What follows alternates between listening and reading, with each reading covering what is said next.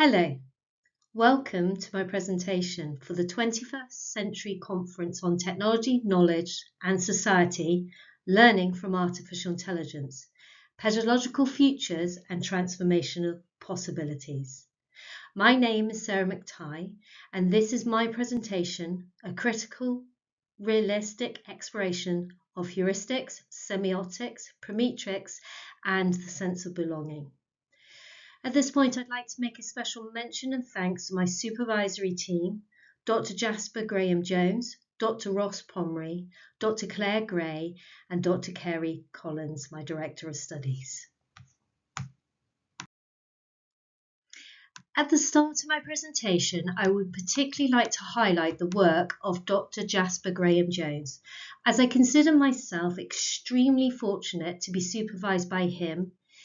His groundbreaking work on expert systems, particularly his development of generic logic-based diagnostic framework, has laid a foundational cornerstone in understanding how artificial intelligence can perform tasks traditionally requiring domain-specific expert human knowledge, i.e. expert systems. Building on Dr. Jasper Graham-Jones' pioneering work, my research asks how learners come to see AI as the expert, not just because of logic or accuracy, but through the clues it gives, the language it uses, the space it occupies, and the shortcuts we take to trust it. In this sense, expertise is no longer purely technical. It's co-constructed through emotional, symbolic, and spatial relationships between human and machine. Let's get started on this literature review, which forms part of ongoing studies at the University of Plymouth, exploring the still emerging impact of heuristics and semiotics on how learners engage with AI. This research aims to build a holistic understanding of how heuristics, semiotics, metrics shape human-AI interaction, with the goal of supporting the development of AI systems that are not only effective, but also trusted and meaningful to those who use them. Through this research has emerged key themes. Firstly, setting the stage. AI, human meaning making, and the new learning frontier. This area explores how AI technologies intersect with human processes of meaning making, setting the stage for the new frontier. From presence to belonging, reimagining engagement with AI-augmented education. Here, we reimagine how AI can enhance educational engagement and move beyond mere presence to fostering a genuine sense of belonging amongst learners. Information can be found in the research of Saskia and Pritchard from the University of Plymouth from 2023, who wrote that in blended learning spaces can foster a sense of belonging when they are designed to support student agency and relational connection. This is the epitome of trust. The AI space is our blended connexus. Entering the third age of industrial turn. A critical realist lens on human-AI interactions. While AI is typically framed within the fourth industrial revolution, this research suggests that we are crossing into a new phase, where technology is not just functional, but relational and symbolic. AI now shapes presence, language, and trust, signaling the rise of the age of embodied intelligence. Here, meaning-making becomes central to how we design, engage, and understand artificial intelligence, or artificial systems. Pedagogical reframing in an intelligent era of heuristics, semiotics, and belonging. I'm investigating how pedagogical approaches need to be reframed in an era dominated by intelligent systems, with a particular focus on heuristics, semiotics, and the sense of belonging. Navigating new terrains. This area explores how AI is rapidly becoming embedded within human learning and ecologies, not simply as a tool, but as a relational and symbolic presence. My aim is to navigate this terrain, charting a map through the lens of heuristics and semiotics and prometrics. I seek to map the often unseen structures that shape meaning, trust, and belonging in AI. Charting change towards an ethical response of a semiotically rich AI framework. I aim to chart a path towards developing an AI framework that is both ethically responsive and rich in semiotic understanding, ensuring responsible and meaningful AI use. AI as a critical text or as a cultural text. Interpreting human engagement through critical realism. Finally, we interpret AI as a cultural text, using critical realism to understand how human engagement and the cultural implications of AI technologies impact. The framework, human AI engagement as meaning making. This framework, which I developed, brings together three core strands: heuristics, semiotics, and prometrics, to explore how learners make sense of trust and respond to AI. So let's start with heuristics. These are the mental shortcuts that we use to make fast decisions. In the context of AI, they help the user decide often in a split second whether a response feels right or whether it seems expert or whether it can be trusted. These intuitional judgments shape how relationships with AI systems are formed over time. Semiotics then gives us a way of understanding or to understand how meaning is communicated through tone, structure, visuals, and symbols. AI doesn't just give information, it presents in a way that signals power, empathy, authority, or distance. Every design choice becomes part of how the system is read and experienced. Prometrics adds a relational and spatial lens. How close or how distant does the AI feel? Is it warm? Is it supportive? Or is it cold and mechanical? This sense of presence of digital prometrics matters, especially in learning environments where emotional safety and trust are essential. At the centre of this framework is belonging, because we know that for meaningful engagement to take place, learners need to feel safe, supported. Belonging isn't something that we just add at the end. It's a foundation that makes everything else possible. This model doesn't just describe what's happening, it gives us a way of designing better systems. AI can be ethical, effective, emotionally intelligent, but only when and if we place at its center, the human experience. And this needs to happen right from the very start. Semiotics as a frame. Let's think about framing this through the lens of semiotics, especially Peirce's tridactic model. This gives us a way of understanding how learners make meaning from their interactions with AI. Rather than seeing AI as a passive tool, we can view it as a generator of signs that actively shape how we think, how we interpret, and ultimately how we learn. These signs aren't natural.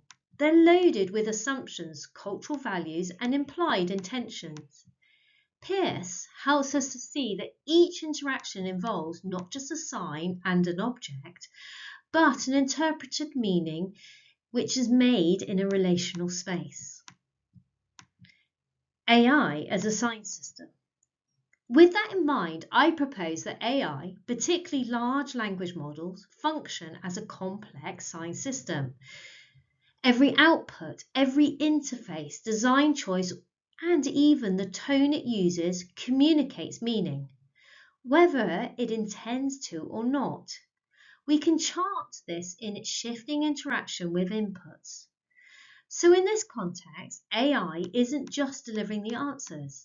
It actively is shaping expectations and responses. It becomes both the pedagogical actor, which is anything that plays an active role in shaping how learning happens, and a representative system, guiding learning not only through context, but through how the context is symbolically framed. From surface size to deep structure. We can't stop at what's visible. The real insight comes from moving beyond the surface, beyond the engineered prompts and the feedback to explore how deep structures that govern how AI constructs meaning. Using a critical realist lens, I'm exploring the mechanics at play beneath the interface. What drives the perception of authority? What informs user trust? We look not just at what AI is saying, but how and why it says it and how it says it. Connecting symbolic expression with anthropological influence and underlying powerful structures. Dialogue mediation and representation. Take a moment to think about AI as a conversational partner. Drawing on Bakhtin's concept of dynamism, I explore how AI systems engage users in a kind of co-constructed dialogue. Now, of course, AI isn't conscious, but its responses are shaped by layers of output, training, data, prior conversation, and user behavior. This makes each interaction symbolically rich, a kind of back and forth where meaning is consistently being negotiated. Bakhtin reminds us that meaning doesn't live inside one person or one message. It emerges in the space between. It is interactional, and yet we live in a world of increasing connected isolation, where we're hyper-connected through technology, but often lacking authentic relational presence. AI plays into the tension. It feels responsive, but how deep is the connection? Sense-making in AI augmented space. To make sense of AI, users rely heavily on heuristics, quick mental shortcuts that help us judge credibility of tone and relevance. These aren't natural, they are deeply semiotic. We're reading signs like fluency, confidence, or pointedness, and the using of these signs to decide if the AI seems reliable. The more human-like the system sounds, the more we're likely to view it as authoritative, trustworthy, and an expert. That perception shapes not only what we believe, but how we learn. It frames trust, and that trust informs the whole learning dynamic. The role of semiotic anchored in belonging. Now let's talk about semiotic anchors, the familiar signs that make digital environments feel safe, structured, and recognizable. These might be icons, avatars, consistent tone of voice, or the predictable layout of a platform. In short, the little things that say, you know where you are. That consistency matters. It creates a sense of orientation which fosters belonging and identity. Especially important in AI-supported or fully virtual environments, where learners feel anchored, the more they're likely to trust, participate, and persist. As I like to say, consistency is golden. Signals to systems, the search for the expert. The rapid growth in AI doesn't just introduce new tools, it opens a window into how we as humans define and respond to expertise. In many ways, AI forces us to ask, what makes something feel authoritative? Why do we trust it? Let's start with trust. Gusson and Woolley, 2020, argue that AI involves advanced people in increasingly willing to place their trust in its decisions. That trust is a kind of currency. It underpins whether we accept AI in everyday roles, from healthcare to education. This connects directly with the work of Dr. Jasper Graham-Jones, whose research on expert systems for failure analysis shows how structured logic-based systems can instill user confidence. When systems are reliable, transparent, and consistent, they begin to feel like experts, even though they're not human. As Kleinbell, 2021, observes, reliance on AI is not merely functional, but emotional. It reflects the user's willingness to let go of uncertainty and hand over control. The moment of surrendering uncertainty is where trust and perceived expertise begin to converge. So what this section explores is not just what AI does, but how users perceive it. How do signs, signals, and behaviour shape the way we assign credibility and expertise to non-human systems? We could ask ourselves why, like Charlie Brown's best friend Linus, do humans seek out the comfort blanket of experts? Critical realist depth. At the heart of this analysis is a critical realist perspective. Rather than just focusing on what AI does on the surface, such as generating a response or completing a task, I'm interested in what happens beneath that. Meaning making does not just appear out of nowhere. It emerges from deep structured things such as algorithms which were designed with data and data it was trained on, and the cultural assumptions that are baked into those processes. So while we might see a neat response in a chat window, we have to ask ourselves what systems made that possible and what meaning is being prioritized or left out. This approach challenges us to look past the surface and begin thinking in layers. I like to think of an onion and peeling away. Because if we only evaluate AI at the level of output, I argue that we miss the real story. Implications for pedagogical approaches or pedagogy. So what does that mean for educators?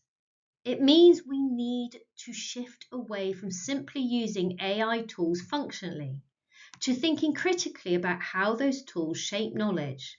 This includes whose voices are being centred and catered for, what values are being embedded into the system, and how do learners read the response to those signals.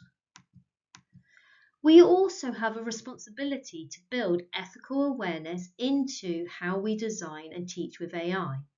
This means being inclusive, reflective, and empowering students to interpret, not just consume AI outputs. Because ultimately, we are not just adopting a new tool, we are helping shape the ways knowledge is created, shared, and understood in a world where machines now play a role in meaning making. Engagement as spatial situation. Permetrics. When we talk about engagement with AI, it's not just about whether it works. It's about how it feels to the learner. A cold generic response can feel distancing. It pushes users away. But when AI replies with warmth, relevance, or a hint of empathy, it draws us in. What we're really talking about here is proximity, symbolic, cognitive, and emotional space. Does the AI feel human? Does it feel close? Or is there a sense of distance or detachment? These subtle spatial clues what we might call digital prometrics, can shape how much trust learners place in a system, how motivated they feel, and whether they stick with the learning experience or opt out towards a relational pedagogy of distance. Just because something appears close or on a screen, in a chat window, it doesn't mean it feels close, just like I am here today. Critical realism invites us to go deeper and ask, what actually produces the sense of nearness or distance? Is it the algorithm, the tone, the learner's prior experience, or cultural context? Engagement isn't just about content delivery. It's about how AI occupies the space in the learner's journey. And that space, how inviting, how personal, how supportive it feels, can either build belonging or create barriers. That's where Prometheus becomes a powerful lens. It gives us the language to talk about this relational dynamic. It helps us design not only the function, but importantly, the connection. Challenging matrix-driven models of proximity. Now, matrix can tell us a lot. Time on task, number of clicks, completion rates, but they can't tell us how the learner felt during the process. Did they feel seen? Did they feel supportive? Or were they overwhelmed, alienated, or even ignored by the system? These emotional symbolic dimensions offer an unmeasured but yet essential area of development. They influence everything from trust to motivation to learning outcomes. And that's why we need frameworks such as Prometheus to help us move beyond the numbers and into the real human experience of AI learning. When we talk about ethical AI, fairness and data bias often take central stage, and rightly so. But there's more to ethics than numbers. This research takes a step further to what I like to call semiotic justice. Because AI doesn't just function, it communicates. The interface, the tone, the symbol it uses, all of these carry meaning. And those meanings either invite participation or reinforce distance. This is where Prometheus becomes crucial. It helps us examine how close or how alienating an AI system feels. The emotion and symbolic space between learner and system isn't a side effect. It's central to trust and engagement. Crucially, belonging isn't a bonus feature. It can't be designed at a later stage. It must be part of the system from the start, from the layout, from the language and tone and timing. Ethical AI then isn't just fair, it's relational. It's designed with symbolic care and cultural sensitivity. That's what makes it trustworthy, and that's what makes it truly human-centered. Research design and methodology.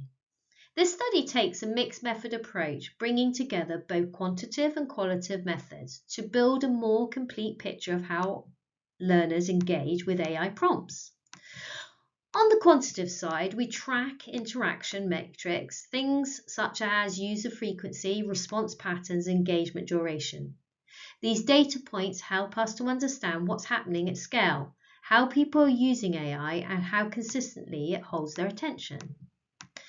Numbers alone don't tell the full story, so we're pairing this with qualitative research through focus groups and participatory designed workshops. We'll sit down with both students and academics and unpack their lived experience. We want to know, what does trust look like? What it feels engaging? What disrupts or disorientates? Participants are drawn from a range of educational contexts and backgrounds to ensure the research reflects diverse perspectives and needs.